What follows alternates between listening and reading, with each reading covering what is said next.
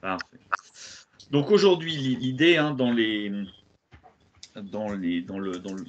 propos qu'on va partager avec vous, c'est de réfléchir ensemble sur les dernières évolutions de consommation et des offres touristiques, et puis évidemment de voir quelles conséquences ça peut avoir sur vous, professionnels de la Bourgogne-Franche-Comté. Ce que l'organisation de mon propos va être un peu en trois temps. D'abord de partir peut-être d'un certain nombre de généralités, en tout cas d'éléments contextuels. Le président a brossé un certain nombre d'éléments un peu complexes que l'on traverse aujourd'hui, mais il y a d'autres éléments, d'autres facteurs culturels et structurels qui sont également importants. Et puis ensuite, je vous présenterai ou je vous donnerai quelques éclairages sur les tendances de consommation. Je vous propose qu'on fasse à ce moment-là une petite pause pour qu'on puisse prendre les premières questions. Et puis ensuite, on déroulera sur les tendances de l'offre. Et puis ensuite, nous pourrons avoir un grand temps d'échange et de questions-réponses. Ce qui est prévu, c'est que l'ensemble des questions, si vous souhaitez adresser, vous pouvez le faire dans l'onglet du chat, qui est une petite bulle qui est dans la barre. Voilà, vous pouvez les poser, les inscrire au fur et à mesure de la présentation. Et puis, on les prendra lors des deux pauses que l'on fera et que l'on dédiera justement à cette période d'échange dans le cadre de cette matinée qu'on va passer ensemble. D'autres consignes, non, Florence, à donner ou on est... Non, c'était parfait. Bon. Okay. Merci Guy. Alors on démarre. Vous pouvez commencer. On démarre, voilà. Alors, le premier élément par lequel je voulais démarrer, c'est cette slide-là, ces grands éléments-là, en fait, qui interpellent toujours un peu. Et qui... Alors, vous Guy, on ne la voit pas. Ouais. Vous allez la voir. Vous allez la voir. Voilà. Il faut juste que je me mette moi sur le bon écran.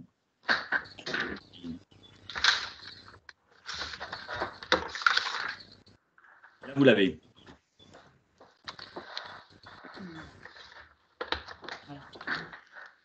Vous l'avez là? Oui, c'est parfait. Parfait. Ok. Ouais, donc donc je voulais démarrer par cette, on va dire par cette espèce de sociologie des temps, en fait, qui montre que bon an mal an, aujourd'hui, on travaille à peu près 10% de notre vie, ou en tout cas, on peut le dire de manière différente, 10% de notre vie nous permettent de financer 100% de notre vie. Mais que surtout, à quelques chouilles après, le temps de vie sociale que nous avons aujourd'hui correspond à peu près à une espérance de vie de 1850, donc il y a à peu près 2 siècles. Et ça, c'est un Big Bang qui est absolument phénoménal pour deux raisons. D'abord, évidemment, sur le modèle économique de notre société, ça on peut évidemment on peut que le constater, mais surtout aussi sur le rapport à la consommation. Pourquoi? Parce que jusqu'à présent, en fait, la consommation était à la fois symbole d'opulence et que le sens de notre vie était en partie dicté ou conditionné par le temps que l'on consacrait au travail. En tout cas, dans notre imaginaire autant collectif que sociologique, le sens de notre vie était considérablement dicté par le travail, de par le temps que représentait le travail dans notre vie. Et on voit qu'aujourd'hui, cette bascule qui est en train d'arriver fait que ce sens de notre vie, il faut que nous l'ayons par ailleurs, il faut que nous le construisions par ailleurs, il faut que les jeunes générations le construisent par ailleurs. Et donc, cette bascule-là donne évidemment à notre vie sociale, à notre vie familiale et surtout à nos temps libres, une nécessité de comprendre et de donner dans nos actes de consommation à la fois du sens, mais que ce sens également doit être revendiqué. Et donc, c'est tout un nouveau rapport à la consommation qui est en train de naître, qui est en train d'être approprié. Alors, on le voit évidemment, ça c'est notamment quand on est employeur, hein, on le voit aussi dans la façon dans laquelle les jeunes générations se comportent et voient ce rapport au temps. Donc cet élément-là, il est essentiel parce que c'est un changement radical dans la façon dans laquelle le consommateur se comporte, et on va y revenir un petit peu plus loin.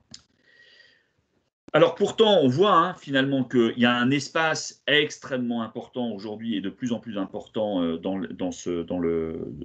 nos temps libres, ou en tout cas dans les temps qui nous permettent de socialiser, de respirer. Et pourtant, les Français en redemandent. Hein, puisqu'on a un Français sur deux qui trouve que finalement, la place des loisirs dans leur propre vie n'est pas suffisante. 80% considèrent qu'il est extrêmement important d'accorder plus de temps à leurs loisirs dans le cadre de leur réorganisation de leur rythme de vie. Ce n'est pas étonnant aujourd'hui que à peu près 100 000 familles en France, de manière annuelle, décident de quitter des grands centres urbains très urbanisés pour aller choisir d'autres modes de vie, on va dire plus dans des villes de taille intermédiaire, voire dans des territoires ruraux. Et puis, ces temps libres, en fait, ce sont des temps pour se rapprocher de notre famille. Et on voit aussi, on l'a vu, évidemment, que pendant toute cette crise de la Covid, la nécessité, l'envie de se retrouver, de retrouver ses proches, de retrouver ses amis, de retrouver, on va dire, le cercle, nos cercles de vie, en fait, était important. Et puis après, les voyages et les vacances. Cependant, il y a quand même un élément, c'est que les Français pourraient être considérés comme étant oisifs, ou comme étant, on va dire, ayant une forte propension à pouvoir, on va dire, consommer, ou en tout cas laisser plus d'espace à leur temps libre. Cependant, quand on demande aux Français d'arbitrer entre l'argent et le temps libre, quand même, l'arbitrage se fait pour l'argent. Donc il y a quand même une conscience collective que le temps libre, en fait, doit être quelque part doit être financé. Voilà. Et que on a quand même besoin d'argent pour pouvoir consommer ce temps libre. Mais il faut quand même avoir bien en tête que dans notre sociologie des temps, il y a une vraie bascule, et que cette bascule, en fait, génère un vrai changement de rapport à la consommation et de sens à la consommation. Alors tout ça, on le vit aussi dans un monde et dans un contexte qui est extrêmement chahuté, parce qu'on vit en fait 5 crises qui quelque part sont interdépendantes les unes des autres. Alors là, je vous les ai mis un peu saucissonnés, mais dans la réalité, en fait, ces crises se vivent de manière, sont interdépendantes les unes des autres, sont imbriquées les unes dans les autres. Hein, les crises environnementales, la crise sanitaire, les conséquences d'une crise économique. Je vais voir un peu comment ça pousse. Je vais vous demander de couper les micros. Il y a quelqu'un qui a encore son micro ouvert. Ouais. Crise économique, crise sociale et crise sécuritaire, qui est toujours là. Hein, la crise sécuritaire, elle est toujours là, et malheureusement, des faits récents nous montrent finalement qu'il y a toujours une vigilance à avoir. Donc on voit que finalement, cette envie de déconnexion que l'on peut avoir, ou en tout cas cette présence dans nos esprits de besoin de déconnecter, finalement, sont à la fois inhérents à la façon dans laquelle nos temps se sont organisés, mais sont aussi inhérents par rapport au poids psychologique que pèsent aujourd'hui les différentes crises que l'on vit et qui sont alimentées, on va dire, en plus par une actualité de plus en plus pressante et stressante. Alors, quelques éléments que je voulais vous donner en perspective. Premièrement, on a à peu près 80% de la population aujourd'hui qui vit dans des grands centres urbains. Ça, c'est une donnée qu'il faut bien avoir en tête, parce que ça montre bien aussi la façon dans laquelle les habitudes de consommation ou les habitudes de vie se forgent, on va dire, majoritairement sur le fait urbain. 72% des actifs aujourd'hui se déclarent stressés. Je vous ai mis un chiffre parce que, alors, je trouve que c'est toujours intéressant de regarder ces éléments-là. On a 1,5 milliard d'euros qui sont aujourd'hui dépensés par l'assurance maladie sur les traitements antidépresseurs. Le budget consacré pour le patrimoine par le ministère de la Culture, c'est 1 milliard d'euros. Alors évidemment, comparaison n'est pas raison et les rapports sont évidemment différents, mais c'est juste pour donner comment dirais-je, le rapport et l'ordre de grandeur que l'on a entre le coût de notre société justement sur les conséquences du stress, sur les conséquences d'une vie qui est aujourd'hui dérégulée dans ces temps, avec une difficulté, avec des crises qui pèsent aujourd'hui sur, on va dire, notre psychologie autant individuelle que collective, par rapport finalement à ce besoin que l'on a d'animer, de vivre, de restaurer notre patrimoine et donc quelque part qui correspond aussi à notre mémoire collective. Du coup, les vacances, dans ce contexte-là, deviennent des temps de réparation plus que d'évasion. Et on l'a vu au moment de la Covid. C'est-à-dire que, en fait, on a des vies qui sont stressantes, on a des vies qui sont, entre guillemets, où on se fait agresser par la pression du temps, la pression de la pollution, la pression sanitaire, l'ensemble on va dire des conséquences, la pression sécuritaire, l'ensemble des conséquences de ces crises-là nous amène finalement à avoir besoin d'espaces de respiration, voire même de réparation, et que finalement, l'une des premières attentes des Français au regard des vacances, c'est quoi? C'est rien faire. Alors, ça peut paraître un peu paradoxal, mais on a juste besoin de ne rien faire, juste besoin de déconnecter, de débrancher. Et j'ai trouvé cette citation que je trouve finalement bien. C'est ne rien faire, mais le faire bien. Voilà. Et je trouve que ce qui est finalement quelque part l'étymologie du mot vacances, parce que vaquérer, en fait, vaquérer, ça veut dire reprendre la main sur son temps. Et en fait, c'est ça, c'est comment à un moment donné, les vacances sont cet espace de réparation dans lequel nous reprenons la main, nous reprenons la maîtrise du temps qui ne nous est plus imposé par qui que ce soit ou par quoi que ce soit, et dans lequel nous trouvons finalement des espaces de respiration, de reconnexion aux autres, pour se retrouver et se ressourcer. J'y reviendrai un peu plus loin dans les tendances de consommation, où il y en a 3 dans ce que je voulais vous présenter aujourd'hui. Le premier, c'est ce que j'ai appelé la tendance du re. Alors, vous allez comprendre pourquoi. Le deuxième, c'est le besoin de flexibilité. Et puis, le troisième, évidemment, c'est l'accélération de la digitalisation. Dans les slides précédentes, je vous avais indiqué quelques chiffres, notamment sur l'évolution de la consommation des écrans et également le nombre d'écrans dans les foyers français. Alors, la tendance du re, en fait, c'est pour prendre le radical de repos, c'est-à-dire qu'en fait, nous sommes dans cette réparation, et cette réparation, elle correspond à quoi? Elle correspond au fait qu'on a besoin de se reposer, de se ressourcer, de se régénérer, de se reconnecter, de se retrouver.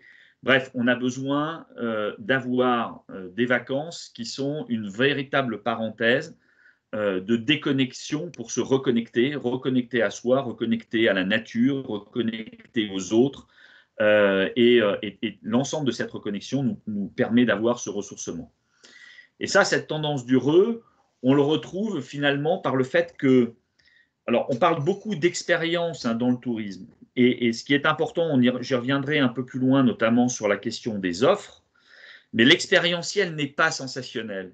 L'expérientiel, en fait, c'est juste la capacité de pouvoir imprimer des émotions dans des territoires qui finalement ont cette capacité de nous accueillir, ce qu'on appelle dans l'expérientiel la nidification, c'est-à-dire dans lesquels on a l'impression de pouvoir refaire son nid à un endroit, voilà, et dans lesquels finalement je peux vivre au contact de la nature, me reposer, profiter de mes amis, faire la fête, voilà, et éventuellement pouvoir profiter évidemment de l'ensemble de l'environnement dans lequel je suis et dans lequel, là pour le coup, il y a un certain nombre d'offres, de compléments, mais qui n'est pas le cœur du réacteur des vacances. Il faut avoir cet élément en tête.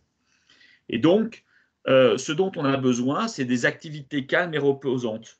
Je prends souvent cet exemple. Alors malheureusement, c'est peut-être le contre-exemple pour la Bourgogne, mais faire des pâtés sur la plage avec ses enfants ou avec ses petits-enfants, finalement, c'est quand même des émotions assez importantes, quoi. Et donc, on n'a pas besoin de faire du saut en parachute, du parapente, du tour en montgolfière, etc., pour vivre des expériences, des plaisirs simples, mais en revanche, bien organisés, bien scénarisés, bien orchestrés.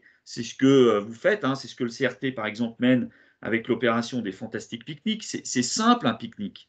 Mais en revanche, ça prend un relief dès lors qu'il y a une scénarisation, dès lors qu'il y a une organisation qui est faite et qui permet finalement de profiter pleinement du temps et de l'espace-temps que l'on est en capacité de vivre avec ses proches. Ça, c'est la première tendance. La deuxième tendance, c'est la flexibilité, parce que cette flexibilité, en fait, nous donne, dans ce monde dans lequel, finalement, on a beaucoup de pression, beaucoup de stress, dans lequel on vit dans des crises, ça nous donne cette impression de liberté, de pouvoir faire ou de ne pas faire, de vivre une espèce d'instantané et de dernière minute, quoi. Voilà. Et on le voit aujourd'hui, que la majorité, et je pense que tout le monde l'a constaté, que l'un des grands effets ou l'un des grands leviers de ce que l'on a vécu l'été dernier, c'était l'adaptation des conditions générales de vente, notamment avec les systèmes d'annulation gratuite de dernière minute, et également, on l'a vu également, la façon dans laquelle la précaution et l'ensemble des précautions que l'on a. Et on le voit, hein, dans ce que la Covid a changé. Près de 3/4 des voyageurs aujourd'hui veulent plus de transparence dans les conditions d'annulation. En d'autres termes, je veux avoir la liberté de pouvoir, quelque part, de ne pas avoir à m'engager, ou en tout cas d'être en capacité de me désengager si toutefois mes envies changeaient, le contexte changeait, mes aspirations changeaient, mes envies, ou en tout cas mon contexte également de cadre de départ changeait. Alors, je vous ai mis quelques exemples, hein, justement, sur l'adaptation des conditions générales de vente, à la fois, on va dire, par des gros acteurs du tourisme, hein, que ce soit Pierre et Vacances, Club Med ou autres, mais également, on l'a vu aussi, par des petites unités et par des opérateurs et des acteurs qui sont plus petits, comme des campings individuels dans lesquels il y a voilà, l'annulation sans frais jusqu'à 8 jours avant le départ. Donc on voit bien aujourd'hui que cette notion de flexibilité, de transparence aussi, de vérité que l'on donne dans la façon dans laquelle on est en capacité de consommer est un facteur important, parce que c'est ce qui redonne justement cette aspiration de liberté de consommer et finalement de laisser au consommateur le choix de faire ou de ne pas faire. Et c'est ça aussi, d'avoir des stratégies orientées client et centrées client. La troisième grande tendance, bon, parce que évidemment on ne peut pas passer outre, c'est l'accélération de la digitalisation, parce qu'aujourd'hui, on le voit notamment, je suis passé rapidement dessus, mais sur les 400 000 heures que nous avons de temps libre, nous en avons un quart qui est consacré aux écrans. Donc le digital aujourd'hui fait partie de notre écosystème.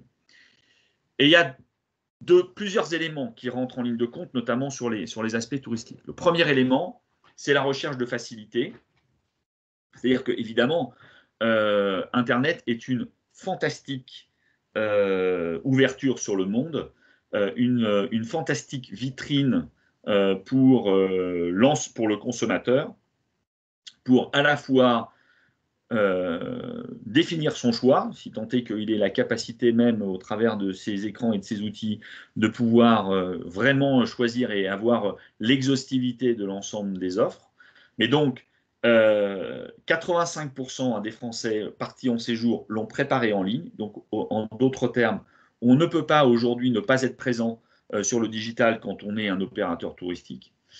Et la deuxième chose également, c'est que dans cette facilité de recherche, l'un des drivers les plus importants, l'un des moteurs les plus importants, c'est évidemment la recherche du prix. Alors, pas forcément sur, entre guillemets, de la chasse à la prime, même s'il y a évidemment des effets de dernière minute, mais c'est également, quand on parle du prix, hein, on parle de l'ensemble, on va dire, du rapport qualité-prix, ou de l'ensemble des conditions d'achat, ce qui rejoint, on va dire, comment dirais-je, l'élément précédent que j'évoquais tout à l'heure sur l'adaptation des conditions générales de vente et l'ensemble de cette sensation de liberté recherchée par le consommateur.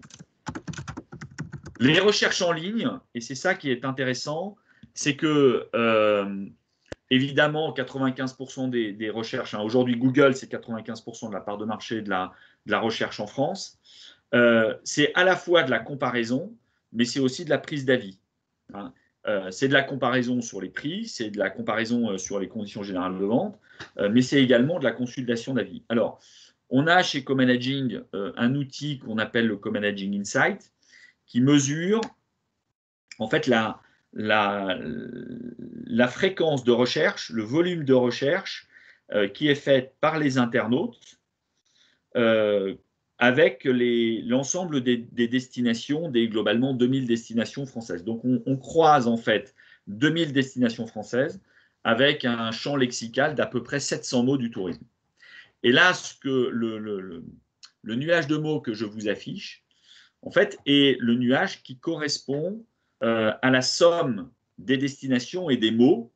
Donc ça fait à peu près, de mémoire, ça doit faire à peu près 2 millions d'occurrences mensuelles. Et l'ensemble, et on voit bien finalement que la première motivation que les gens ont, c'est où je dors. Hein, voilà, c'est où je dors. Après, c'est un peu comment j'y vais. Et après, c'est où je mange.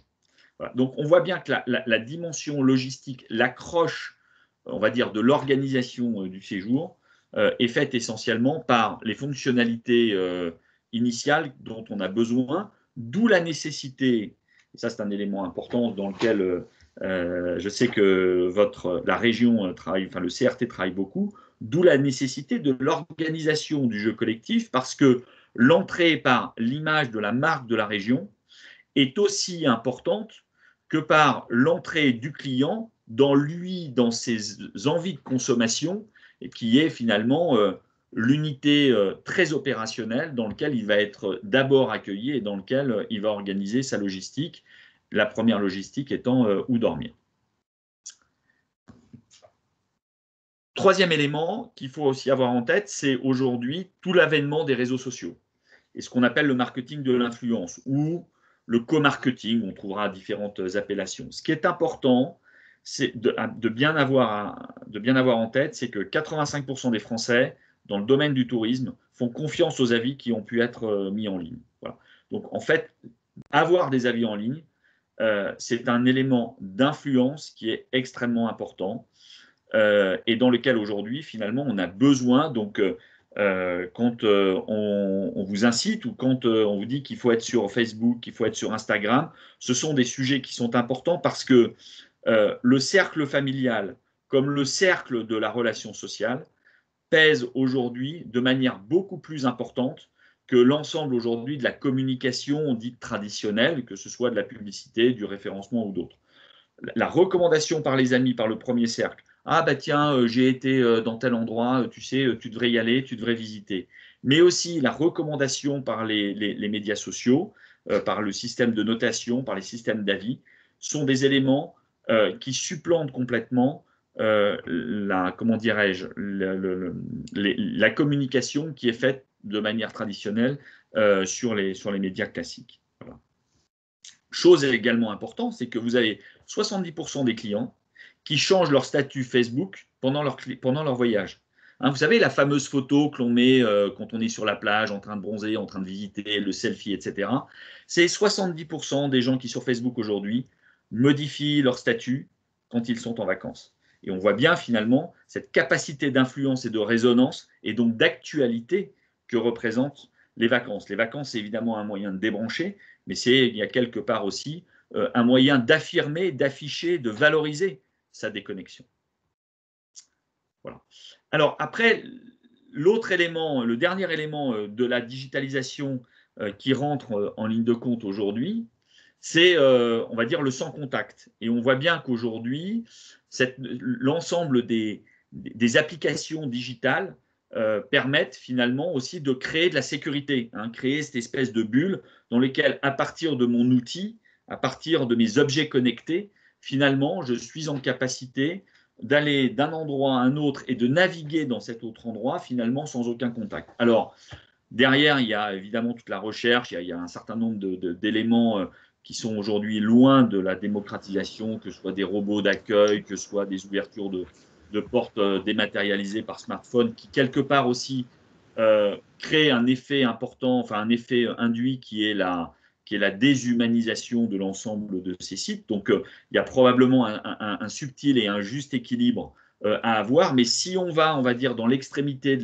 ou dans l'extrémisme de la digitalisation, en fait, on est dans une capacité, alors sans aller non plus dans les grandes recherches et développements, qui est de dire de partir en vacances grâce à la réalité virtuelle dans son canapé, ce qui est aussi une option possible, hein, mais en tout cas, d'apporter une certaine sécurité, notamment une sécurité sanitaire, hein, évidemment, au regard du contexte que l'on est et que la digitalisation permet d'avoir.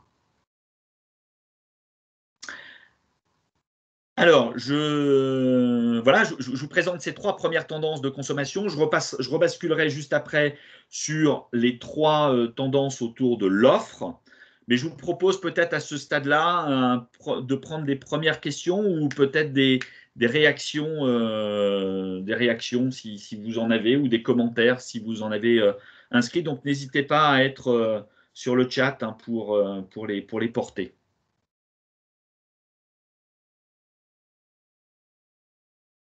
Florence, je ne sais pas si vous avez des questions, parce que moi, je ne les vois pas, en fait, les questions. Si vous pouvez les lire, ce serait bien. Il y a quelqu'un qui dit, il y a Gilles qui dit, paradoxe, la digitalisation est une suggestion. Paradoxe, la digitalisation est... La digitalisation est une suggestion. Voilà. Donc, si Gilles peut peut-être préciser. Oui. Je comprends. Enfin, juste pour m'assurer.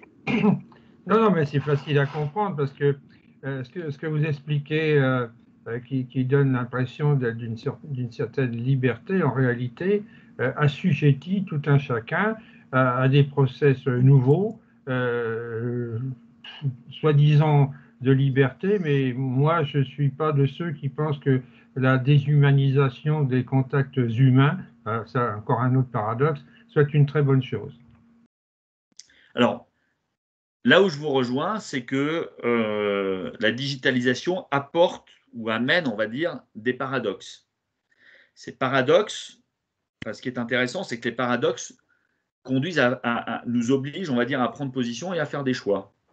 Et c'est souvent dans les paradoxes qu'on trouve, ou dans la façon dans laquelle on essaye de réguler ou de répondre à ces paradoxes ou à des injonctions contradictoires, finalement, que l'on arrive à trouver des chemins stratégiques. Mais surtout, et je pense que c'est ça qui est important parce que ça rejoint le propos liminaire que je faisais, ça oblige à prendre des partis pris, à faire des choix, justement sur ce que l'on pense.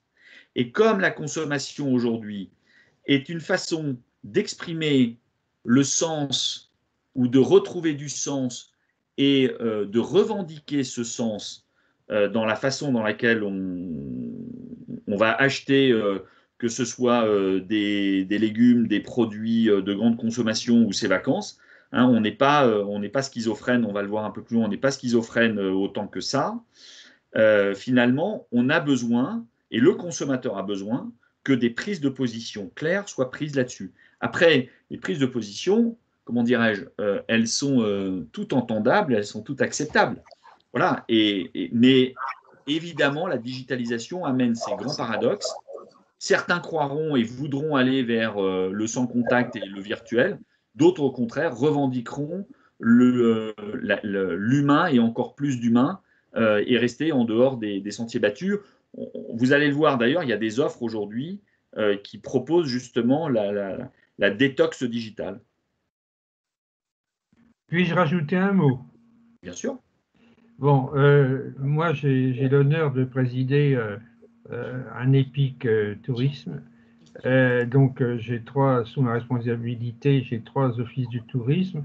Et on est peut-être contracyclique, j'en sais rien, mais nous sommes en train justement d'affiner la présence humaine dans les différents lieux d'accueil, parce que nous pensons que c'est extrêmement important de pouvoir parler aux gens, les rassurer, enfin bref, vous voyez ce que je veux dire. Donc, mais cela dit, je ne m'inscris pas totalement en faux à ce que vous dites, hein, mais simplement, je tiens à faire remarquer que la déshumanisation à laquelle dont nous sommes victimes, savez-vous maintenant que dans les banques, par exemple, il n'y a plus d'accueil, on est accueilli par une espèce de robot et un écran tactile, c'est absolument insupportable. Et pour un touriste, je ne suis pas sûr que ce soit la bonne chose. Voilà, j'en ai terminé, je ne veux pas vous ennuyer plus longtemps. Non, mais ce qui est important, c'est, dans ce que vous dites, je veux juste compléter par deux éléments. Un, c'est si vous avez des convictions, vous avez raison de les affirmer. Plus vous les affirmerez, plus vous aurez des clients qui viendront et qui, comment dirais-je, communiqueront avec vos propres convictions. La deuxième chose que en revanche, que je vous incite à faire, c'est qu'il faut être absolument cohérent. C'est-à-dire qu'à partir du moment où vous prenez un choix qui n'est pas forcément contre-cyclique, qui n'est pas forcément à contre-courant, qui n'est pas forcément, on va dire, dans ce qu'on pourrait appeler une espèce de courant dominant, mais ce n'est pas très grave. Tous les mouvements alternatifs ont leur place et ont leur rôle à jouer. La seule chose, c'est que ça oblige à la cohérence pour dire ce que l'on fait et faire ce que l'on dit. Et c'est surtout faire ce que l'on dit qui est généralement plus difficile que de dire ce que l'on fait. D'autres questions, Florence, peut-être? Oui, j'ai une autre question, Guy. La crise sanitaire a sans doute changé les comportements des voyageurs. Nous Oui. l'avons déjà constaté l'année dernière. Quels sont d'après vous les principaux changements et surtout les nouvelles attentes? Pour ma part, c'est le contact et la convivialité qui sont le plus recherchés. Alors, je pense qu'il y a un paradoxe, en fait, pour revenir à cette notion de paradoxe. Le contact, oui, mais pas n'importe quel contact, en fait, ou pas le contact à tout prix. Je pense que surtout, et on le voit Enfin, il ne faut pas confondre contact et accueil. Je pense qu'en fait, ce dont les gens ont, enfin, ce que la crise a révélé, c'est qu'il y avait besoin de resserrer, ou en tout cas, il y a eu une envie, et on l'a vu l'été dernier, il y a eu une envie de retrouvailles de ses proches, de sa famille, et de reprise de contact quelque part avec son cercle son premier cercle de proximité, quoi. Après, ce que ça a révélé par ailleurs également vraisemblablement, c'est un besoin de prise en charge et d'accueil, parce que effectivement, la sécurité passe par l'humain dans notre imaginaire collectif, évidemment. En revanche, on va le voir quand même un peu plus loin, il y a une notion de bulle, entre guillemets, et de recherche d'espace. Et c'est là où il y a un paradoxe entre, d'un côté, j'ai besoin d'avoir une espèce de sécurité et une espèce de retrouvailles et on va dire, de réhumanisation d'un certain nombre de liens, mais en même temps, je sais que la foule est dangereuse, entre guillemets. Donc c'est pas n'importe quel lien. Voilà. C'est ça, n'importe quel lien. Je pense qu'il y a effectivement ce premier élément qui est assez fort. Je pense qu'il y a une deuxième chose également qui quand même a été assez révélée et que paradoxalement on le souligne peut-être pas assez, c'est que prendre des vacances n'est pas forcément synonyme de grand voyage, quoi. C'est-à-dire que finalement, on a compris que c'est pas faire des kilomètres qui allait générer des bonnes vacances ou allait être la conséquence des bonnes vacances. Et que des vacances à proximité pouvaient être de très bonnes vacances. Voilà. Donc, je pense qu'il y a aussi la notion la dissociation, je pense, de ce que sont des vacances par rapport à ce qu'est un voyage. Voilà. Et je pense que ça, c'est un élément qui est important et sur lesquels il faudra probablement travailler. Deux remarques, Guy, par rapport à ce qui a été dit. Il y a Valérie qui souligne l'importance de l'adaptation et c'est le point fort des petites structures. Et puis, il y a Guylaine qui dit que tout cela lui fait penser au slow tourisme et au tourisme bienveillant et c'est une philosophie. Eh ben, alors, je rejoins les deux remarques. La première, c'est que je pense que nous sommes dans un monde qui est tellement imprévisible et illisible que l'un des maîtres mots probablement de notre société, c'est, alors qui est très à la mode, qui est le mot agilité. Moi, je pense que c'est surtout la capacité d'écoute, en fait. C'est comment on écoute nos clients et comment cette écoute, en fait, est active, c'est-à-dire comment nous sommes en capacité de répondre à ce que l'on entend. Voilà, parce qu'écouter, c'est bien, mais derrière, il faut répondre à ces écoutes-là. Donc, je pense que l'avantage des petites structures, alors l'avantage des grosses structures, j'ai démarré par ça. L'avantage des grosses structures, c'est qu'elles ont les moyens d'écouter et d'analyser les écoutes. Mais parfois, en fait, elles ne font qu'écouter. Voilà.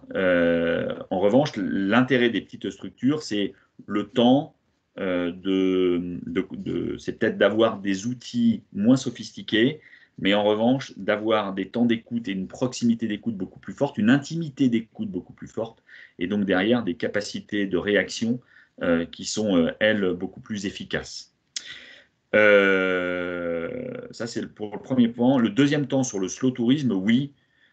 Oui, attention, je me méfie de ce mot slow tourisme. Parce qu'on y met beaucoup de choses derrière. Pour moi, le slow tourisme, en fait, est une, comment dirais-je, est presque un courant, enfin, pourrait être presque un courant idéologique. Donc, si le slow tourisme est pour qualifier le fait que on coupe, on respire et on reprend la maîtrise de son temps, la réponse est oui. Si le slow tourisme est pris sous un sens assez idéologique dans lequel, en fait, l'homme doit sortir de manière, parce que le mouvement slow tourisme n'est qu'une application le tourisme, en fait, est un suffixe à la racine slow, quoi. Mais les acteurs, ou en tout cas les opérateurs du slow tourisme, veulent tout slow, quoi. Et là, pour le coup, le tout slow sont plutôt des mouvements alters, bon, voilà, qui existent, qui ont un marché, qui ont une activité, qui, en matière de rentabilité économique, peut poser un certain nombre de questions. Voilà.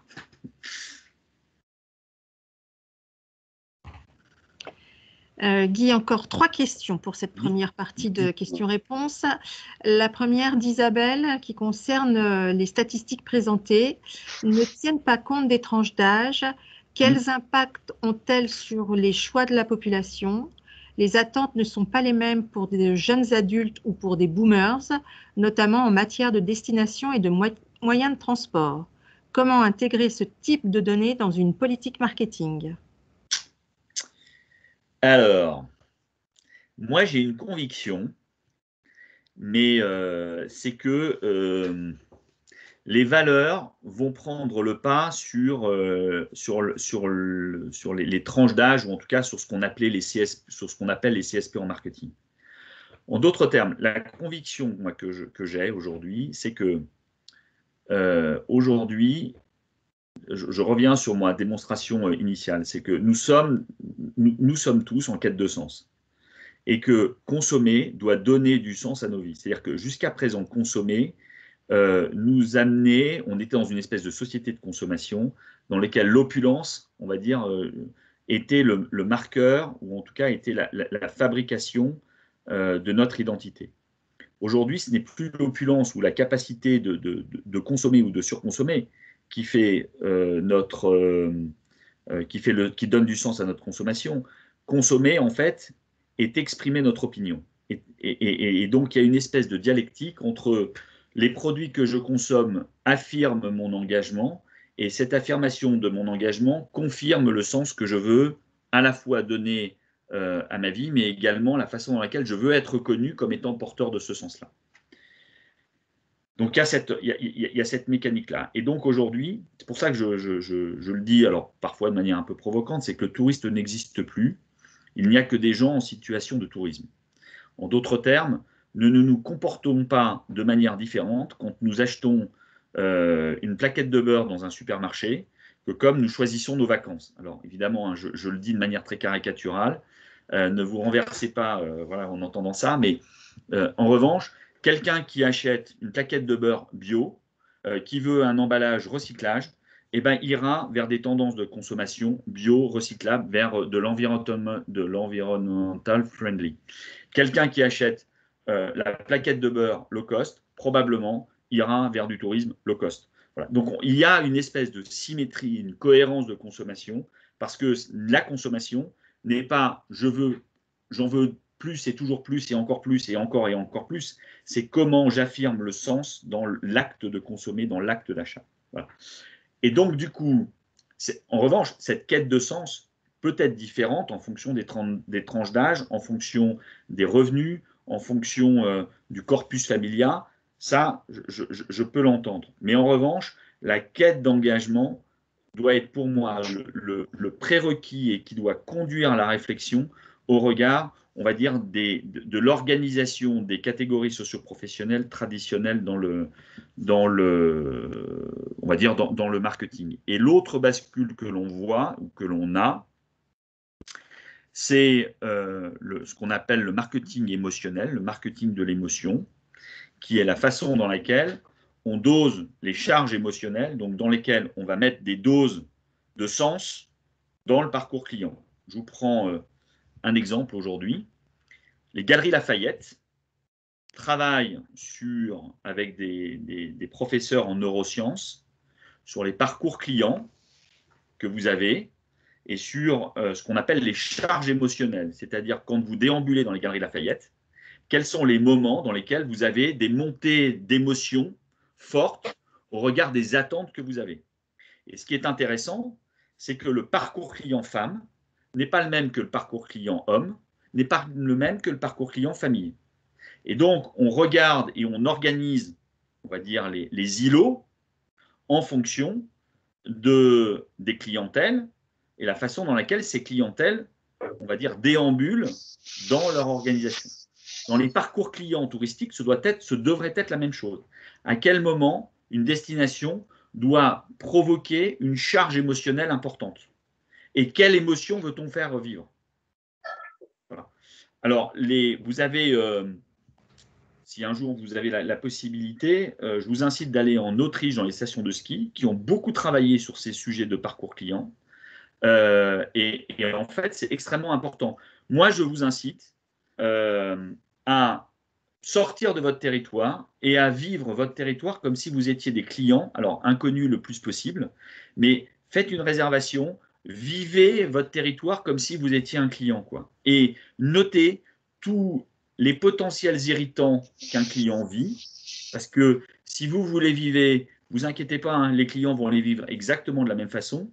Et voyez comment vous êtes en capacité de renforcer les wow effects que votre territoire est en capacité de générer, donc derrière les charges émotionnelles que vous allez être en capacité de provoquer.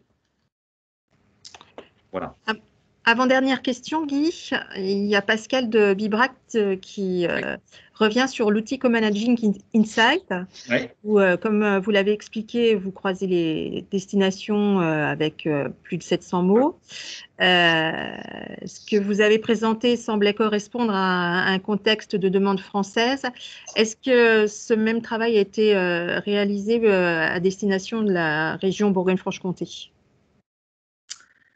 La réponse est oui, cette étude a été faite quand on a mené la réflexion sur l'attractivité régionale. Et donc, alors elle a été faite il y a quelques années, mais enfin il y a 2-3 ans, mais les chiffres évoluent peu, hein, voilà. Et ça a peut-être été réactualisé d'ailleurs récemment. On l'a fait à la fois pour la Bourgogne, ça c'est sûr, et probablement sur Montagne du Jura. Et est-ce que ça serait des données qui seraient disponibles ? Si la région consent à les donner, moi j'ai pas de. Absolument. Non, les données sont ouvertes. Je sais pas si. Oui, enfin après, c'est un travail qu'on peut partager. Oui, pas de. D'accord. Et enfin, dernière question, c'est une question de Gastine qui dit vous dites que les Français n'ont envie de ne rien faire en vacances. Attendez. Alors que dans les grosses structures de camping, on propose la prise en charge complète des loisirs. Alors, c'est pas moi qui le dis que les Français ont envie de rien faire en vacances. C'est les Français qui le disent dans les sondages. Voilà. Alors après, retenir, alors je partage sans partager. C'est-à-dire que, en fait, les Français, ce qu'ils disent, c'est que les vacances sont un endroit de déconnexion et de repos. Ça ne veut pas pour autant dire que derrière, ils ne sont pas en attente d'un certain nombre d'animations ou de prestations ou de propositions ou de sollicitations pour occuper leur temps quand eux ne savent pas faire. Mais la première attente des Français, dite par les Français, hein, c'est pas moi qui le décrète, hein, ce sont les enquêtes qui le disent, hein, c'est quand on les interroge qu'ils le disent, c'est que la première attente, c'est se reposer. Donc, essayer de ne rien faire. Alors, mais en revanche, je le redis, c'est de ne rien faire, mais bien le faire. Voilà. Et ne rien faire et bien le faire, ça peut être faire la fête. Hein. Faire la fête, ça peut être considéré comme étant ne rien faire, mais c'est bien le faire.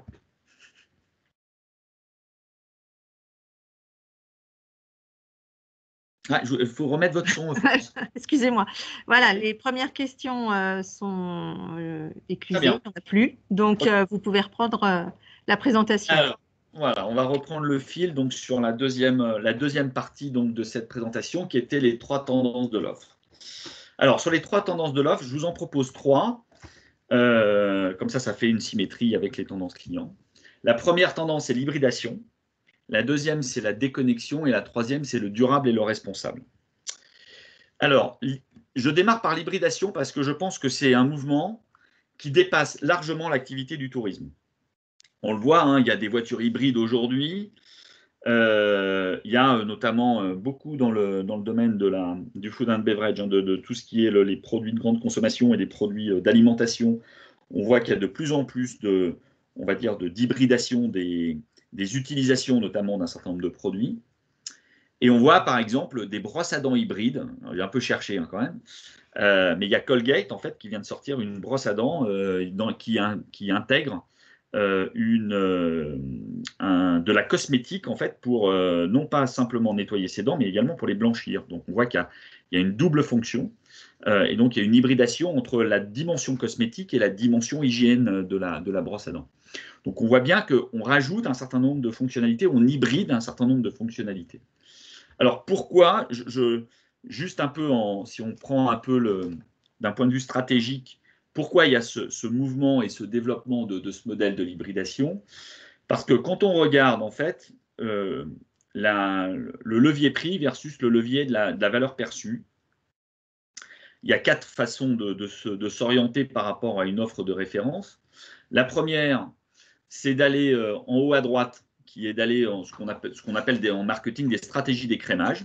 Hein, c'est comme le lait écrémé, c'est-à-dire que j'écrème, et je vais vers le luxe, donc je vais vers du très cher, mais derrière, en revanche, de la très haute valeur ajoutée. Alors, en général, augmenter les prix sans augmenter la valeur, bon, il y a peu de chance. Je n'ai pas de modèle en tête qui est vraiment réussi, mais peut-être qu'il y en a. En revanche, moi, j'en connais pas trop. Si vous en avez, ce sera intéressant. En bas à gauche, donc petit prix, petite valeur, c'est ce qu'on appelle le mass market. C'est-à-dire qu'en fait, nous vendons des fonctionnalités et ces fonctionnalités vendues, donc comme seule règle, on va dire, c'est le prix. Alors, qui est en général assez destructeur, à la fois pour la valeur, mais également pour les secteurs. L'aérien, par exemple, a beaucoup de mal aujourd'hui de se remettre justement de la guerre des prix et de l'arrivée des low cost, qui en fait a empêché, on va dire, tirer le marché, soit vers le luxe, soit vers la masse. Et donc, il y a ce schéma alternatif qui se dessine, qui sont des schémas de rupture, qu'on appelle l'hybridation, c'est-à-dire c'est comment, avec des prix faibles, pourquoi des prix faibles? Parce que derrière, l'hybridation, c'est juste de mettre ensemble 2 éléments dont la valeur perçue est beaucoup plus importante sans pour autant engager des coûts supplémentaires. C'est-à-dire c'est de répondre, on va dire, par des modèles économiques qui fonctionnent un peu sur 2 jambes ou sur 3 jambes, mais en tout cas qui fonctionnent sur plusieurs jambes et qui ont cette capacité de raconter différemment l'histoire et surtout d'avoir toujours une jambe qui sauve l'autre quand il y en a une qui est un peu cassée, quoi. Voilà. Donc, en fait, ça permet de ne pas rentrer dans sa recherche et développement dans des notions de prix qui seraient trop fortes parce qu'il faut la rentabiliser, parce que la recherche et développement a déjà été opérée sur d'autres marchés, mais c'est comment justement je mélange ces différentes innovations pour créer une offre de rupture et qui permettent de répondre à d'autres attentes du marché ou d'y répondre différemment. Voilà. Donc l'hybridation, en fait, a cette, comment dirais-je, a cette intelligence dans le modèle qui est de pouvoir construire des offres sans pour autant avoir des coûts, notamment de recherche et développement ou d'innovation, qui soient trop importants. Alors, il y a, j'ai trois axes à vous présenter sur l'hybridation. Le premier axe, c'est l'hybridation de l'offre. Alors, il y a 3 logiques d'hybridation. Il y a des compléments d'activité. Alors, par exemple, c'est ce qu'on voit notamment dans l'apparition des coworking, des espaces de coworking dans l'hôtellerie. Hein. Il y a quelques temps, on a été à Belfort. Et à Belfort, vous avez un hôtel qui opère en face de sa structure hôtelière classique, qui opère un centre de coworking.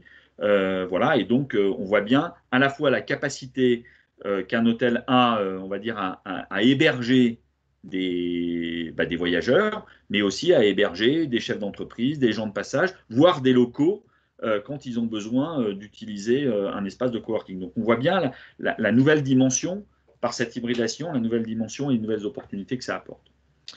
Deuxième élément, c'est de plonger dans une expérience différente. Alors c'est ce qu'on appelle des musées hôtels. Enfin, il y a un musée hôtel. J'ai trouvé cet exemple au Canada. Dans lequel voilà, vous avez un musée hôtel qui s'appelle Premier Nations, hein, qui est, on va dire, cette combinaison entre le musée est dans l'hôtel et l'hôtel est dans le musée. Donc c'est comment on dort dans un musée ou comment on visite un musée en dormant dedans. Enfin voilà, donc on peut le prendre dans les deux sens. Mais en tout cas, c'est une proposition d'hôtellerie culturelle qui donne un relief, qui est une autre façon d'accrocher le client ou un certain type de client au regard d'un contenu produit qui sort justement et qui se démarque de la fonctionnalité de je dors. Et puis vous avez, voilà, de manière peut-être un peu plus classique ou un peu plus facile, des restaurants dans lesquels on fait ses courses et vice-versa. Hein. Donc je peux aller manger dans un endroit dans lequel je fais mes courses, mais je peux faire mes courses et en même temps manger. Voilà, donc comment on hybride justement et de plus en plus le côté un peu épicerie et le côté repas. Troisième type d'hybridation, hein, c'est l'intégration dans la vie locale, notamment avec tout le développement de services de conciergerie. Alors, vous avez Joe & Joe, hein, qui est une filiale un des hôtels du groupe Accor, notamment sur les jeunes, qui travaillent beaucoup justement sur la façon dans laquelle je m'intègre dans la vie locale, dans laquelle je deviens non seulement un hôtel, mais dans lequel je deviens aussi un lieu, ça rejoint un peu ce qu'on disait tout à l'heure sur l'hybridation par l'espace de coworking, mais qui devient un lieu de vie également et d'animation d'un quartier et qui devient, on va dire, qui dépasse et qui transcende la simple fonction d'hôtelière en devenant un lieu de vie. Ensuite, il y a deux autres tendances d'hybridation. Alors, là, le problème de l'hybridation, c'est que ça crée beaucoup d'anglicismes. Voilà, parce qu'il faut bien contracter un peu les mots. Et les Anglais sont très forts là-dessus. Et donc, la première, on va dire, l'une des premières hybridations qu'on a, c'est ce qu'on appelle le staycation. Hein, c'est-à-dire, c'est comment je fais du tourisme chez soi, alors qui se traduit aussi pas mal par la micro-aventure. Alors, en fait, la raison pour laquelle ça rejoint ce qu'on évoquait tout à l'heure, c'est-à-dire que il faut bien faire la différence entre une fragmentation des temps de vacances ou des temps de repos par rapport à la notion de voyage. Et que finalement, je suis en capacité de redécouvrir ma proximité, on va dire, avec au sens large du terme, à la fois les activités que je ne suis pas en capacité de faire, à la fois mon économie locale, à la fois la beauté de ma région. Bref, j'ai un certain nombre de capacités de pouvoir engendrer et de redécouvrir cet élément-là. Il y a un autre élément également qui est important dans cette mouvance-là, c'est la notion du coût, puisqu'en fait, vous avez dans cette logique de staycation, vous avez le fait qu'il n'y a pas parfois de coût enfin, il n'y a pas de coût de transport, et souvent les coûts d'hébergement sont nettement moins chers. Voilà. Donc il y a cette mouvance Et après, il y a des déclinaisons multiples. Alors, vous avez un site qui s'appelle Staycation, que je vous incite à regarder si vous ne le connaissez pas, dans lequel vous avez des choses qui sont assez étonnantes. Voilà, au regard de l'ensemble des propositions que l'on peut faire. Mais voilà, il y a cette volonté, on va dire, et ça rentre aussi dans ce mouvement de consommer local, quoi. C'est-à-dire que le consommer local, le tourisme en circuit court, en fait, c'est un peu ça, quoi. Hein, c'est plutôt que d'aller acheter, c'est comme je vais acheter, et ça rejoint ce que je disais tout à l'heure sur les tendances de consommation, comme je vais acheter mes fraises chez le producteur local ou mes tomates chez le producteur local, eh ben, je vais consommer mon tourisme chez les producteurs locaux. Et les producteurs locaux, c'est qui? C'est l'ensemble de ma proximité au sens large du terme. Donc, il y a non seulement, je reviens toujours, il y a également cette dimension sociétale, cet engagement également dans sa consommation, dans cette recherche de sens, qui prend du relief également dans cette hybridation et dans cette volonté comment dirais-je, de contracter à la fois le local et ses vacances. Troisième axe, c'est ce qu'on appelle le workation ou le télétravel, c'est-à-dire c'est comment je voyage et je travaille. Alors ça, c'est une grande découverte pour les entreprises. Alors ça, c'est probablement un élément qu'il faut regarder, qu'il faut étudier, qui peut-être aujourd'hui est encore un truc un peu, entre guillemets, à la mode, mais ça peut être un élément qui peut être très intéressant, notamment avec l'émergence du télétravail. Pourquoi? Parce que globalement, les Français ont envie d'ailleurs. Nous sommes un pays dans lequel, donc, ce que je vous disais, il y a à peu près 100 000 familles aujourd'hui qui changent et qui partent des grandes villes pour s'installer ailleurs. Mais surtout, on a à peu près 2/3 des Français qui veulent vivre ailleurs que là où ils habitent. Ce qui est important, c'est que pendant les confinements, on a eu à peu près 8 millions de personnes qui ont goûté au télétravail et qu'il y a quand même alors avec des organisations et des modalités qui restent évidemment à définir, mais cette fonctionnalité, ou en tout cas cette capacité de garder en télétravail est quand même bien présente dans l'esprit des Français.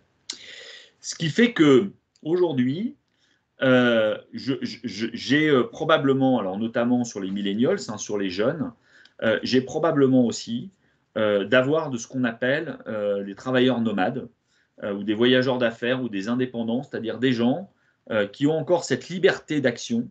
En clair, alors je ne vais pas dire que les enfants sont un poids, mais en revanche, ils génèrent un certain nombre de contraintes, notamment la scolarisation, etc. Mais en revanche, ça me permet pour des gens, on va dire, ce qu'on appelle les DINKs, les Double Income No Kids, ou des personnes, on va dire, qui démarrent les millennials, ça permet, on va dire, de pouvoir avoir cette liberté de conjuguer des espaces de vacances, ou en tout cas des espaces de respiration avec des temps de travail dans lesquels je peux justement avoir des bureaux partagés, des structures d'hébergement et de restauration, et puis des lieux de repos dans lesquels je peux travailler différemment.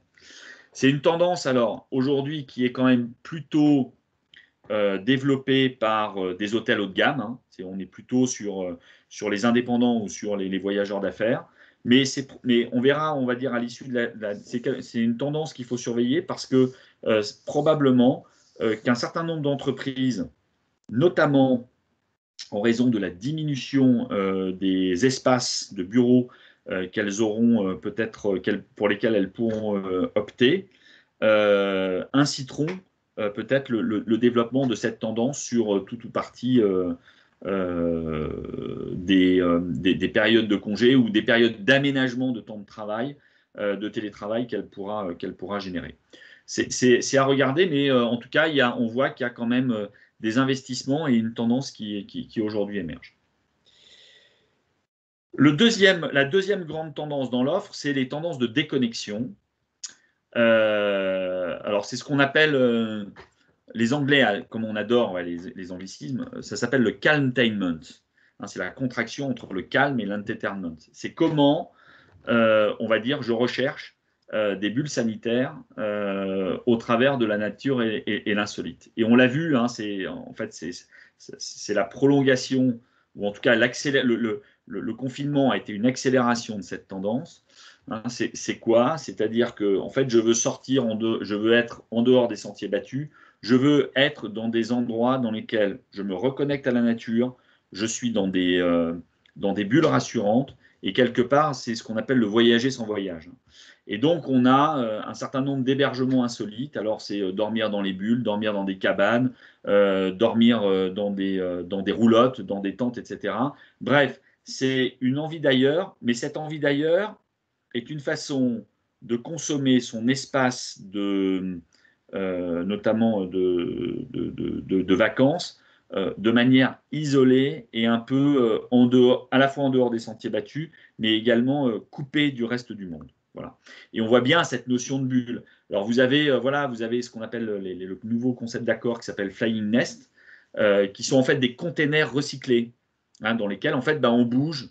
On peut à la fois bouger leur géographie, donc c'est quelque part des hôtels éphémères dans lesquels chacun des containers, hein, sont des vrais containers, hein, qu'on aurait pu retrouver sur des bateaux, mais qui là sont aménagés en chambre d'hôtel avec un certain nombre de fonctionnalités. Voilà, où vous avez des roulottes, où vous avez des hébergements éphémères également qui naissent et qui émergent, mais en fait c'est quelque part chacun dans sa bulle. Alors on l'a aussi dans les tendances de la restauration, alors c'est des trucs un peu expérientiels, mais c'est comment on mange suspendu dans les airs, comment on mange dans des igloos, comment on mange dans des aquariums recomposés, comment on dîne les pieds dans l'eau, enfin bref, c'est aussi comment l'ensemble de ces moments, on va dire, qui rythment un peu des moments un peu intenses, justement, où on a justement ces charges émotionnelles, comment finalement on est en capacité de créer cet isolement, de créer cette rupture dont on a besoin pour finalement assurer aussi sa sécurité. Et le containment, hein, on le voit également sur des découvertes en dehors des sentiers battus, c'est la façon dans laquelle, quelque part, on aménage. Hein, c'est la sylvothérapie, c'est le yoga, c'est également des séances et des cours de peinture. Enfin, c'est tout ce qu'on appelle le loisir un peu contemplatif ou le loisir non actif. C'est comment finalement on offre des cadres qui sont un peu magiques, qui sont un peu exceptionnels à la pratique également d'éléments dans lesquels voilà, je souffle, je redescends en pression, je respire. Voilà. Et on va dire, si on va jusqu'au bout de cette logique, hein, et quand on va jusqu'au bout de cette logique, on a tout ce qui est autour du digital detox, hein, dans lequel vous avez des lieux où on vous promet, on vous garantit, hein, vous avez même, vous regarderez, en Angleterre, ils ont créé des crèches tech, hein, c'est-à-dire c'est une crèche pour garder vos téléphones comme on garde vos enfants. En fait, on va garder l'ensemble de vos outils digitaux. Et puis derrière, ça vous permet de vivre votre séjour digital detox. Donc là-dessus, les marketeurs sont extrêmement créatifs. Voilà, mais en revanche, ça montre bien cette tendance qu'il y a un moment, c'est là où on voit bien ce besoin de déconnexion et ce besoin de se reconnecter. Hein, ça résonne aussi avec cette tendance du que j'expliquais sur les attentes de consommation, qui est une des réponses en matière d'offres que l'on a à cette tendance-là. Troisième tendance, c'est le durable et le responsable, hein, qui correspond aussi à cette notion de l'engagement, hein, dans la consommation. Alors, ça, c'est une étude qu'on avait menée avec un autre cabinet qui s'appelle G2A, qu'on avait fait notamment sur la montagne, mais qu'on avait fait de manière plus générique sur les destinations touristiques. Et ce dont on s'aperçoit, en fait, ce dont on s'était aperçu dans cette étude, c'est que, je ne vais pas vous choquer en vous disant que nous sommes tous schizophrènes, d'autres l'ont dit avant moi, mais en fait, nous ne nous comportons pas en tant que citoyens de la même façon que nous nous comportons en termes de consommateurs. En d'autres termes, je sais que c'est peut-être pas bien d'acheter Nike parce qu'ils font travailler des petits Philippins dans des usines un peu clandestines dans des pays en voie de développement, mais il n'empêche que j'achète quand même une paire de Nike, quoi. Je sais qu'il ne faut pas trop acheter du Primark ou d'autres marques parce que les conditions dans lesquelles sont faites les teintures ne sont pas très bonnes, mais il n'empêche que l'appétence que je peux avoir à la mode, au prix, etc., fait que je peux acheter ces produits-là. La bascule que j'expliquais en introduction, comment je redonne du sens à ma consommation, fait que cette schizophrénie est en train de se réduire et nous sommes de plus en plus en train de nous caler sur des comportements de citoyens, et notamment la tendance est accentuée sur les jeunes générations. Alors qui pour l'instant, j'avoue, n'ont pas forcément plus de problématiques, ou en tout cas n'ont pas toujours la question du portefeuille, mais en revanche, on voit qu'il y a une espèce de, on va dire, je ne sais pas si c'est une moralisation, si moralisation est la bonne expression, mais en revanche, il y a cette quête d'essayer en tout cas d'être le plus cohérent. C'est pour ça que j'utilisais tout à l'heure dans la réponse à la personne qui m'interpellait sur cette notion de cohérence. Il y a de plus en plus une recherche de cohérence entre qui je suis, quelles valeurs j'ai, quelles sont les causes que j'ai envie de défendre par rapport aux engagements de consommateurs que j'ai. Voilà. Et il est clair que sur le sujet environnemental, c'est quelque chose qui va prendre de plus en plus d'importance dans la nature de consommation. Ce qui veut dire que ce qui peut être aujourd'hui des éléments qui pourraient être un peu discriminants va demain devenir la norme. Donc d'être une destination responsable aujourd'hui n'a aujourd'hui aucun caractère discriminant ou différenciant. Toutes les destinations doivent être responsables. En revanche, cette notion de responsabilité ne se racontera pas de la même façon, ne s'exprimera pas de la même façon, ne se prouvera pas de la même façon, et c'est là où justement ça parlera peut-être à un certain nombre d'acteurs, de cibles différentes. Alors on le voit notamment dans ces consommations engagées, dans cette consommation, j'allais dire, de grands partis pris, on le voit notamment avec le mouvement vegan, dans lequel vous avez sur le bassin d'Arcachon, vous avez eu le premier restaurant vegan qui a été étoilé cette année, mais vous avez aussi des hôtels vegan qui sont en train d'émerger, dans lequel justement il n'y a pas de cuir, il n'y a pas l'ensemble, on va dire, il n'y a pas de présence animale dans ces hôtels ou dans ces restaurants. Donc on voit bien qu'il y a cette volonté d'éthique, de moralisation. C'est une consommation et une consommation engagée. Et ces mouvements sont très importants et il faut vraiment les suivre parce que ça crée des grandes bascules d'opinion. Il faut regarder par exemple ce qui est arrivé au parc aquatique, qui aujourd'hui n'existe plus. Et donc où on voit bien que ces lobbies-là, l'émergence de ces courants qui peuvent paraître faibles aujourd'hui, ont une véritable incidence sur la façon dans laquelle on s'engage dans nos consommations. Alors, on l'a vu également dans le cadre des consommateurs, dans cette consommation engagée, ça génère un certain nombre de labels sur à la fois la responsabilité environnementale, la responsabilité sanitaire, en réponse aux crises, où on a vu justement des tas de labels émerger sur la consommation de l'eau. Voilà. Alors, c'est une tendance, ça guide le consommateur.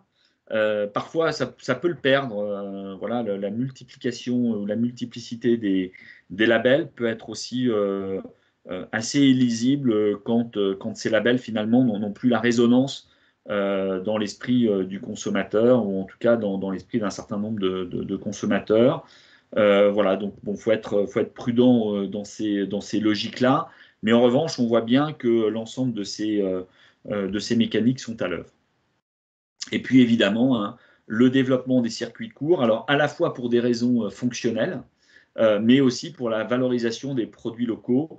Moi, j'ai regardé, j'ai trouvé ça très intéressant. J'ai vu la façon dans laquelle, notamment, le réseau des offices du tourisme sont devenus des points de contact, justement, et d'organisation de la structuration du circuit court, on va dire, et de la valorisation et de la réappropriation des produits locaux, que ce soit dans le click and collect, mais que ce soit aussi dans des articles exclusifs qui valorisent les savoir-faire et les artisans locaux, mais aussi des offices du tourisme qui se transforment en drive. Bref, comment, et on rejoint justement ces notions d'hybridation, donc on voit bien qu'on tourne à chaque fois autour de ces mêmes idées, de ces mêmes concepts, mais c'est intéressant justement de bien voir la façon dans laquelle l'ensemble de ces éléments se structure et cette nécessité, on va dire, de se rendre aussi responsable au regard de la valorisation du local et de son propre territoire et de ses savoir-faire. Voilà, alors en synthèse, ce que je voulais revenir, c'est comment finalement ces trois attentes du consommateur, ou ces trois évolutions, on va dire, de nos modes de consommation, qui est l'heureux, la flexibilité et l'accélération de la digitalisation, finalement, se répondent, ou en tout cas voient émerger ces trois grandes tendances que sont l'hybridation, la déconnexion, le durable et le responsable. Voilà, merci. Alors, important, c'est que tout ça, en fait, il va falloir le prendre en considération pour 2021. On parle beaucoup du revenge travel, c'est-à-dire que de considérer que tous les Français notamment, et je pense que beaucoup plus que ça, tous les Européens, voire tous les gens de la planète. On l'a vu d'ailleurs sur les premières enquêtes et les premières vacances chinoises, les consommations des vacances en Chine, où il y a eu 250 millions de touristes chinois là, qui sont partis la semaine dernière en vacances chez eux, puisqu'ils n'avaient pas le droit de sortir. Bon, voilà, on voit bien qu'il y a une espèce on est un peu dans les starting blocks, ce qu'on appelle la revanche du séjour, des vacances et du voyage. Donc la question, on va dire, c'est que cette revanche va forcément avoir lieu. Comment elle va avoir lieu? Bon, personne n'a une boule de cristal. En revanche, je pense que l'ensemble des tendances que je viens de vous présenter sont à prendre en considération pour apporter les réponses les plus pertinentes et les plus opérantes possibles aussi auprès de l'ensemble de ces millions de Français qui attendent la fin de ce confinement et la capacité de retrouver une certaine liberté à la fois dans leur circulation mais également dans la reprise en main de leur temps. Voilà, merci pour votre attention et puis on peut replonger dans une deuxième session de questions-réponses et d'échanges pour toutes les questions que vous avez. Merci Guy pour cette présentation. Alors, on va déjà revenir sur deux remarques qui ont été faites. Déjà, Jean-Claude qui revient sur l'envie de ne rien faire pendant les vacances. Il est d'accord avec Gastine, le mode d'activité ou d'inactivité dépend à son avis du lieu de vacances choisi. Pour des vacances en Bourgogne-Franche-Comté notamment, il dit les vacanciers sont actifs et veulent marcher, visiter et découvrir les lieux en se déplaçant. Et autre remarque, c'est une remarque de Marianne qui, elle, revient sur la couverture Internet sur le territoire qui, malheureusement, n'est pas disponible et de bonne qualité partout. Donc, ça peut être un gros problème. Alors, première question. Attendez, je me permets juste… Excusez-moi. Non, je vous en prie. Je me permets juste une remarque, c'est… Je pense qu'il faut réfléchir sur cette notion de ne rien faire, en fait. Ne rien faire ne veut pas dire ne rien faire, quoi. C'est un peu paradoxal de dire ça, mais en fait, ne rien faire, en fait, c'est, je pense, juste avoir l'impression d'avoir la maîtrise de son temps. Voilà. Je reviens justement sur l'étymologie du mot vacances. Les vacances, c'est un espace-temps dans lequel on reprend la main sur son temps. Et je pense que la sensation de ne rien faire, déambuler, errer, vagabonder, tous ces verbes-là, pour moi, font partie quelque part de ne rien faire, quoi. C'est-à-dire que cette sensation de prendre le temps et d'avoir le temps et de ne pas avoir de contraintes contribue justement à cette espèce d'oxygénation dont on a besoin, qui est de ne pas être conditionné par des choses à faire. Voilà. Donc, ce rapport à ne rien faire, j'allais dire, c'est assez philosophique comme truc, mais je pense qu'il c'est une façon d'exprimer cette volonté de ne pas avoir de pression sur des choses à faire. Voilà, c'est un contrepoint. Je pense que c'est un élément important et je pense il ne faut pas le confondre avec l'oisiveté ou avec, on va dire, la posture du lézard, du lézard sur la plage cramant, quoi. Il y a d'autres façons de ne rien faire que ça. Allez-y, Florence. Alors, déjà, la question de Déborah par rapport à l'hybridation, qui dit « L'hybridation dans le tourisme fait écho et pourrait donc s'apparenter à des tiers-lieux ». Absolument. absolument. C'est la réflexion des tiers-lieux, en fait, vient exactement de cette hybridation. Et il y a autant de tiers-lieux que d'hybridation possible. Et je pense que ce sont des... En revanche, l'hybridation, et nous, en tant que consommateurs, nous le voyons comme étant des endroits un peu, comment dirais-je, c'est pour ça que je l'ai mis dans l'offre et pas forcément dans le consommateur, c'est qu'on le voit comme étant des endroits un peu waouh, donc comme étant sur la valeur ajoutée perçue. En revanche, je pense que ce sont des modèles économiques qui sont extrêmement rentables. C'est pour ça que quand vous concevez l'innovation de l'offre, il me semble que l'hybridation doit être un des éléments que vous pourriez prendre en considération, parce que derrière, ce sont des opportunités d'effets de création de valeur financière liées à de la valeur. En fait, c'est la valeur identitaire qui vous permet de générer de la valeur financière. Donc les tiers-lieux, c'est bien ça. Alors, il y a Monsieur Nepseron qui veut intervenir par rapport à la fibre sur le territoire. Donc, oui, c'est une très bonne question.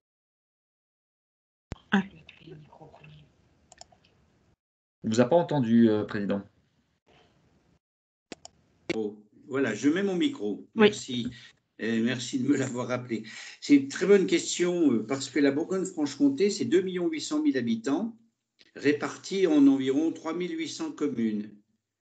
Et je peux vous apporter des éléments d'explication qui ne vont peut-être pas vous satisfaire, mais qui vont vous faire comprendre où est-ce qu'on en est. La région a investi, aux côtés de l'État, 320 millions d'euros au cours des dernières années et est en train de le faire. Il y avait du retard. Ces 320 millions d'euros permettent d'amener la fibre, c'est-à-dire de faire les travaux d'investissement, un peu comme on creuse des canaux ou on fait des routes. Et ensuite, ce sont les opérateurs privés, Orange et autres Free et autres Bouygues, qui déploient la fibre à la portée des utilisateurs, qu'ils soient entreprises ou privés. Et donc, c'est un gros dossier qui est en cours de réalisation et Orange et autres opérateurs privés, eux, ne se sont contentés d'investir que dans des lieux où il y avait un retour sur investissement immédiat, c'est-à-dire les agglomérations. C'est pour ça que la Bourgogne-Franche-Comté, qui est très émiettée en termes communaux, a des difficultés et l'opérateur, enfin, la puissance publique, État, région, département, a dû mettre la main à la poche pour permettre d'investir, et ce n'est pas encore fini, et de continuer ce travail qui est un travail de longue haleine.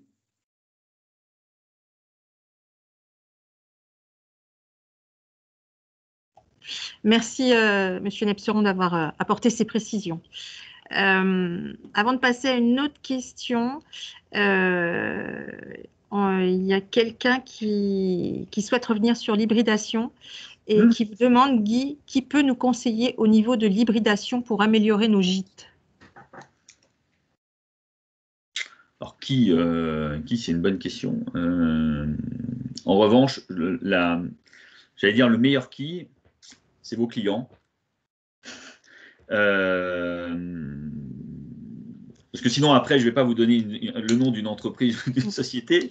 Voilà, il y a plein d'entreprises, de conseils qui font ça, mais je pense que ceux qui doivent vous inspirer dans l'hybridation sont vos clients. En d'autres termes, c'est qu'est-ce qu'ils souhaiteraient vivre dans vos établissements, dans vos structures, et surtout, quelles réponses ils n'ont pas aujourd'hui dans des irritants. En fait, toute la question, ça rejoint ce qu'on appelle en marketing le design de service ou le design de l'offre. Je vous prends un exemple sur lequel j'ai travaillé il y a quelques temps, qui était sur la côte d'Opale. Donc justement, je prends un territoire qui est radicalement différent à la Bourgogne-Franche-Comté. Sur la côte d'Opale, vous avez un des grands spots à Wimereux, qui est un des grands spots de kitesurf. Donc vous avez des kiteurs qui viennent de partout, dès que vous avez un peu de vent qui se lève, qui viennent et ils se retrouvent tous et ils kitent là-bas. En fait, on leur demande, ils sont des gens qui parfois ont très peu de moyens. Donc, ils viennent avec des voitures et ils font l'aller-retour dans la journée. En fait, on leur a posé la question de qu'est-ce qui vous énerve, en fait, qu'est-ce qui vous plaît, évidemment, et puis qu'est-ce qui vous énerve. En fait, ce qu'ils nous disent, c'est que comment on fait pour plier nos voiles quand la voile est mouillée, quoi, la voile du kite. C'est des choses très simples, hein, mais juste, en fait, d'apporter une infrastructure qui permet aux kiteurs de sécher la voile et de pouvoir de la replier sécher, je peux vous garantir que ça change radicalement l'expérience et ça fait le break sur la capacité justement que j'ai à apporter un service qui n'existe quasiment nulle part ailleurs.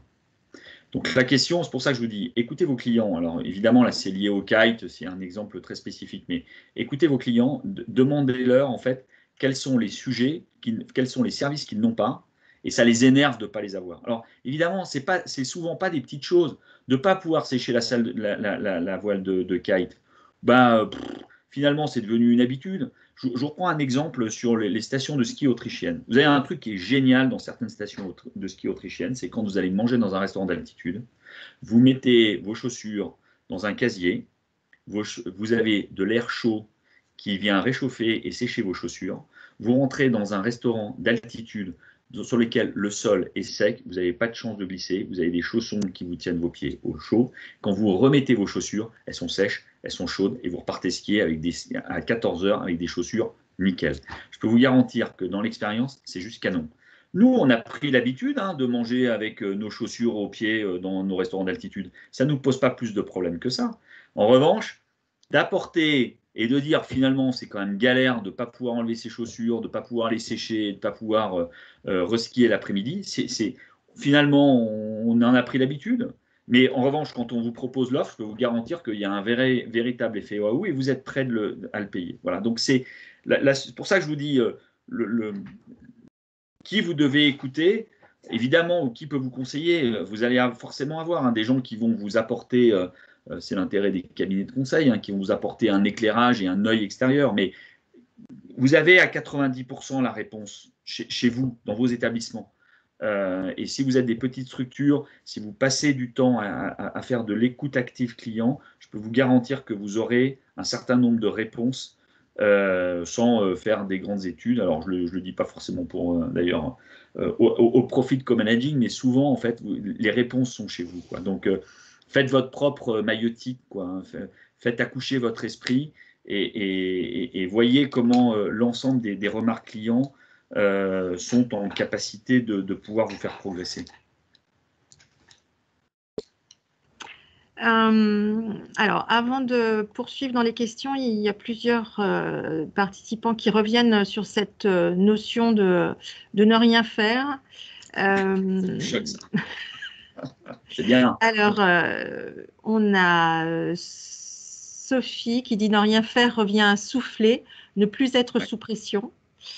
Il y a Isabelle qui dit je crois que ne rien faire est surtout à mettre en parallèle avec la notion de charge mentale que beaucoup subissent au cours de l'année et que on est tous assis sur une chaise et on n'est pas assis sur une chaise.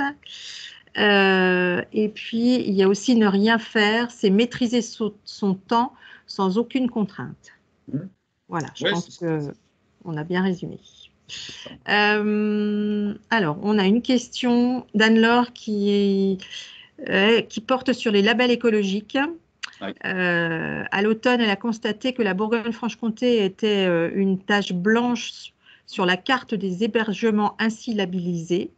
N'est-ce pas un handicap concurrentiel pour notre région? Que conseillez-vous en la matière à ceux qui ont dans l'avenir proche un projet de rénovation d'un bâtiment d'hébergement touristique? Alors, je pense qu'il y a deux choses qu'il ne faut pas mélanger, qui est la notion de la labellisation et la notion de, comment dirais-je, du positionnement d'un hébergement. En fait, le label est pour moi une espèce de récompense et une espèce de marqueur. Mais c'est pas parce qu'on n'a pas de label qu'on n'est pas éco-responsable, quoi. Le label est juste une façon de récompenser quelque part ou d'affirmer et de rentrer aussi parfois dans une communauté d'intérêts et de pratiques qui permet d'avoir un certain nombre d'échanges, etc. La question des labels, que ce soit une tache blanche ou pas une tache blanche, la question des labels pose quand même la question du sens de ces labels. En fait. Moi, c'est surtout ça en fait, que j'interroge et que j'interpelle. Vous avez peut-être pu voir un label qui s'appelle Flocon Vert. Qu'est-ce que Flocon Vert parle aux consommateurs, qui est un truc en fait pour les démarches environnementales des stations de ski, quoi. D'abord, qui peut être un peu un oxymore. Mais surtout, qu'est-ce que les clients, qu'est-ce que le consommateur aujourd'hui est en capacité de mettre derrière ce label Flocon Vert, quoi. Donc c'est très compliqué. La question surtout, c'est comment derrière on sémantise ces labels, qu'est-ce qu'ils veulent vraiment dire pour les clients. Donc le fait de l'être ou de ne pas l'être, je pense que surtout ce qui est important, c'est le comportement qu'on a dans les destinations. La récompense, il faut faire attention à ce que le label ne devienne pas un peu le bon point à l'école, quoi. C'est-à-dire qu'on soit le bon élève. Mais être le bon élève pour être le bon élève, alors que derrière, ça ne veut pas dire grand-chose en termes de marketing, en termes de sens. Voilà, moi, je suis un peu vigilant. Après, il y a probablement, et c'est ça qui est intéressant dans les labels, comment dirais-je, c'est un peu coercitif, on va dire, pour mettre un peu des process, mettre un peu tout le monde au diapason et de s'assurer que tout le monde travaille de manière un peu collective et collégiale. Ça, c'est le premier point. Deuxième point, après, sur la question des structures. Évidemment, la notion environnementale va devenir un élément important dans les choix des consommateurs sur les structures. Ça va prendre de plus en plus d'importance. Après, je pense que la position de l'offre des uns et des autres, tout le monde n'a pas vocation, et surtout, je pense que de migrer, par exemple, vers le tout vegan n'a pas de sens, quoi. Donc, il faut trouver le juste équilibre entre les attentes minimales qui sont en train de monter de manière de plus en plus forte quand même auprès des consommateurs versus le volontarisme qu'une structure veut avoir en la matière et la façon surtout dans laquelle elle est en capacité de la commercialiser. Je pense que c'est quand même ça aussi qui, me semble-t-il, est important. C'est comment vous êtes en capacité commercialement de tirer profit des investissements autour de l'éco-responsabilité que vous êtes en capacité de faire. Il y a une question de modèle économique dans l'environnement. Par rapport à ces labels, il y a Pierre qui dit les marques ont probablement plus d'influence sur les choix que les labels. Oui, et pour une bonne et simple raison, c'est qu'un label est par définition juridique qu'une marque est une relation. Une marque, c'est le lien entre, c'est ce qui fait le lien, c'est ce qui opère une relation entre une structure, publique ou privée, et les clients qu'elle veut séduire et attirer. Donc l'outil même de la marque, c'est ça, c'est de la séduction. La marque est un outil de séduction. On a Gastine qui revient sur l'hybridation et qui demande si, par exemple, dans un gîte, mettre des VTT à disposition, est-ce qu'on peut parler d'hybridation dans ce cas-là? Alors, ça dépend comment vous le... Là, c'est une question de marketing, en fait. Si vous mettez juste à disposition des VTT de vos clients, c'est une prestation de service, c'est pas de l'hybridation. En revanche, si vous faites dans votre gîte un centre de VTT autour, par exemple, du recyclage, de la réparation, des cours de VTT, bref, que vous faites un ensemble d'activités qui se greffent et qui derrière teintent la vie de votre gîte, là, vous commencez à rentrer dans l'hybridation.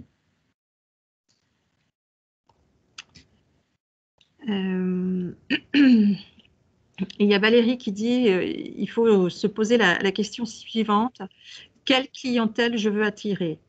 Je pense que Valérie doit être propriétaire d'un gîte dans une chambre d'hôte, parce qu'elle dit nous avons fait le choix, par exemple, d'attirer des familles avec enfants et animaux de compagnie, car notre maison d'hôte est adaptée à ce genre de clients. Ah oui, il faut choisir. En fait, oui, alors, il faut choisir ses combats, et dans ces combats, en fait, et donc choisir ses combats, c'est choisir ses valeurs. Voilà, donc il y a de la valeur, on va dire, par de la typologie de clients, mais après, c'est de la valeur, on va dire aussi éthique et morale, sur lesquelles vous avez un certain nombre de partis pris à clarifier.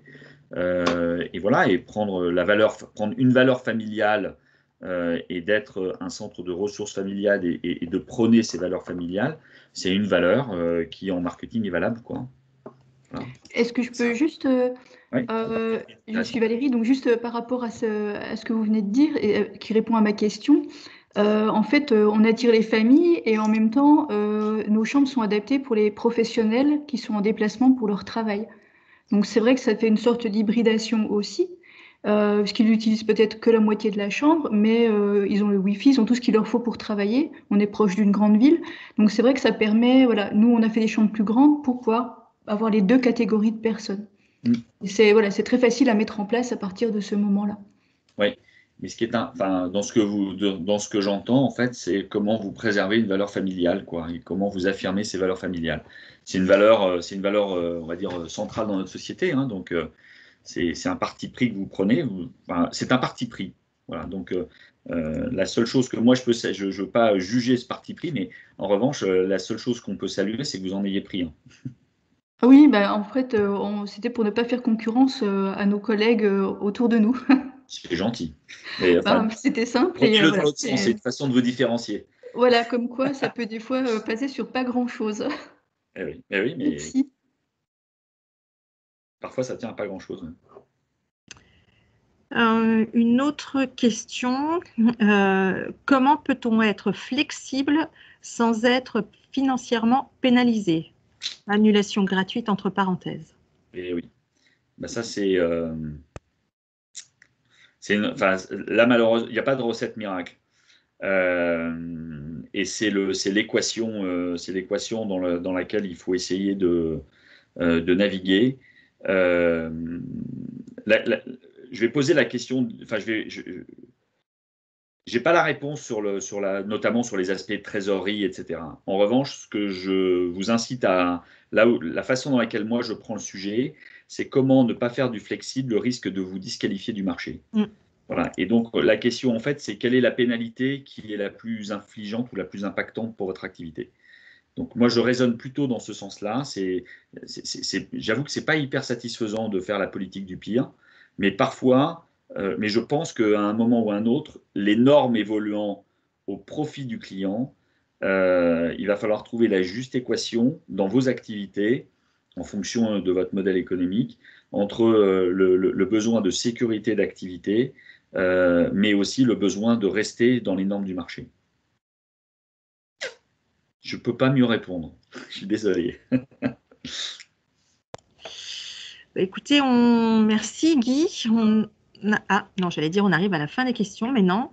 Il y a Pierre qui demande si on a des chiffres, des statistiques sur le staycation et la micro-aventure. Alors oui, il y a des statistiques qui existent, je ne les ai pas là en tête, mais oui, aujourd'hui, il commence à y avoir un certain nombre d'études qui commencent à sortir sur ces éléments-là, alors surtout sur la micro-aventure. Et notamment, alors, vous avez pas mal de données qui commencent aujourd'hui à être produites sur les bénéfices, entre guillemets, de ces éléments, notamment sur les bénéfices environnementaux que vous pouvez avoir. Sur le fait d'avoir ces micro-aventures, on va dire quel est l'impact écologique de ces micro-aventures, notamment dans l'économie de CO2 qui aurait pu être produit dans le cas de départ plus lointain. Voilà. Puis sinon, vous avez aussi un certain nombre de données, on va dire, sur les premières données qui commencent un peu à sortir sur les flux économiques. Et ça commence, ouais, alors c'est une tendance récente, hein, donc voilà, mais il y a certaines données, ouais, je vous les recherche pour que je vous les, si vous souhaitez les avoir. Écoutez, on arrive à la fin des questions. Merci Guy pour cette présentation. Avec plaisir. Monsieur Niepce-Seron, vous voulez peut-être dire... attendez. Non, j'ai dit que c'était les dernières, mais non, tout compte fait, on en a encore deux. Un client qui n'est pas pris en otage par une réservation est susceptible de revenir et donc de pérenniser votre chiffre d'affaires. Ouais. Oui, quand il vient. Et il y a Pascal de Bibract qui met un lien concernant le staycation qui est paru dans les revues Espace. Oui, il y a eu un dossier, oui, vous avez raison. Voilà. Ça commence à certains chiffres commencent à sortir là-dessus. Donc, merci Guy pour cette présentation. Monsieur Niepce-Seron, vous voulez peut-être dire un petit mot pour la fin? Écoutez, d'abord, merci à Guy Baculard pour sa présentation qui a eu le mérite de présenter non pas les nouvelles tendances, mais les nouvelles orientations sur lesquelles il faut s'interroger. La période nous y oblige. Et c'est aussi le rôle du comité régional du tourisme que de vous y aider. Ça, c'est une première chose. À partir des observations que nous pouvons faire ensemble sur le terrain, vous avez compris qu'on n'y réussirait pas tout seul et que la sortie de crise que nous devons préparer ensemble, et du côté du CRT, il y aura plusieurs campagnes de communication qui permettront justement d'embarquer l'ensemble des acteurs, un petit peu comme on l'avait fait l'année dernière avec la campagne « Sortez chez vous ». On va y revenir. Les régions sont en concurrence. Les régions françaises sont en concurrence. Les clientèles touristiques proches, sans doute, reviendront avec ou pas sans passe sanitaire. Mais vous avez compris que chaque semaine suffit sa peine, si j'ose dire, et que nous sommes obligés de nous adapter, vous et nous, en permanence. Et puis, d'où la flexibilité qu'il nous faut avoir dans nos comportements aux uns et aux autres. Et donc, pour cela, je le dis et je le redis, nous avons une carte à jouer ensemble dans cette région Bourgogne-Franche-Comté. Si chaque acteur, qu'il soit public-privé, prend conscience qu'il est un ambassadeur de la région et qu'il doit faire passer des messages qui sont des messages un peu comme le Petit Prince nous a expliqué et l'enfant qui s'adresse au Petit Prince, s'il te plaît, dessine-moi un mouton. Eh bien, nous devons avoir l'esprit, s'il te plaît, dessine-moi ma région, qu'elle soit patrimoniale, de randonnée, de tourisme fluvial, de vélo, de visite, et donc d'échange avec des produits locaux. C'est tout ça c'est tout ce que nous devons avoir à l'esprit, chacun dans notre coin. Vous avez des expériences, vous avez des clientèles surtout, qui doivent vous dire moi j'attends ça, où est-ce que je peux trouver ça? Ça doit nous donner des idées pour aller plus loin et faire jouer cette carte Bourgogne-Franche-Comté, qui est une carte, à mon sens, qui a de l'avenir dans la période de trouble que nous vivons. Et donc, il faut se muscler, il faut essayer de tirer ensemble dans le même sens avec la palette dont on vous a parlé ce matin. Donc, le repos, oui, mais pourquoi faire? La flexibilité bien ordonnée, le digital, ça fait partie des outils.